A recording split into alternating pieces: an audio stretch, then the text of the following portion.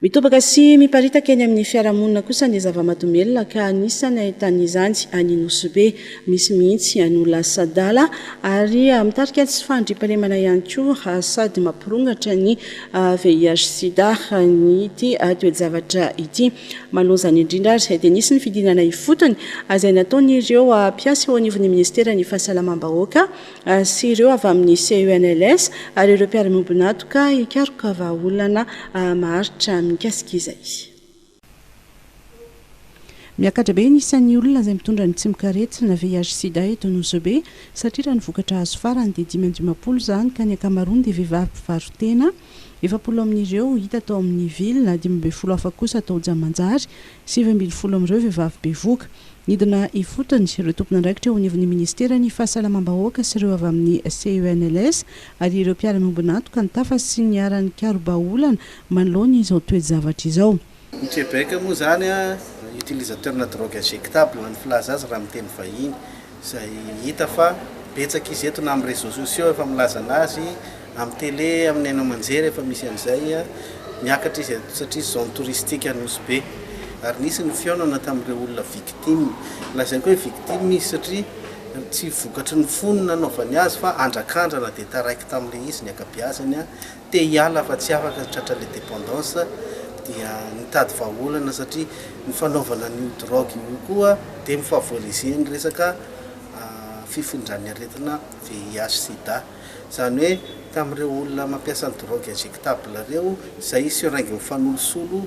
ampiasaina amin'olona maromaro zany dia ny ahitana olona voan'ny tsimikaretina VIH sida. Dia izay natonga anay mba tsy hiparitahan' io satria intelo isan'andro no mitsindrona ry zareo ary tena miparitaka be le izy dia hitady vahaolana miaraka amin'ny fitondram-panjakana sy ny entité rehetra izay afaka mandray andraikitra eto Nosy Be. Nafapana ny adievitra nandritry ny atrikasa satria miankina amin'ny fiakevitra sy volavolan-kevitra eto no andraisana fanapa-kevitra izay satria ho atolotra eo anivon'ny antemera-pirenena ka avatsika ho lalàna. Anisany noresana manokana ny mikasika ireo rongony atsindrona izay anisany manamora ny fifindrany ny VIH sida. Dia mijerena ny momba ny VIH sida satria efa nisy etude natao taty tamin'ny herintaona nahitana vehivavy bevoka maromaro izay mitondra ny tsimikaretina. Natao ny suivian'ireny sy ny olona tsotra izay mety mahafeno fiapetraka natao test dia positif dia tena niakatra le izy ary somary nitady hitatra satria zone touristique ny eto Nosy Be tena actif sexuellement na tena miasa mafy mihitsy izany ny resaka tourisme sexuel dia mila mandray andraikitra aingana dia izay no mahatonga anay nidina ifotony tsy manaitra ny autorité locale ahafahana misoroka ny tsy hitarany izany sy andray ny fitsaboana ho an'izay efa voan'ilay tsimikaretina.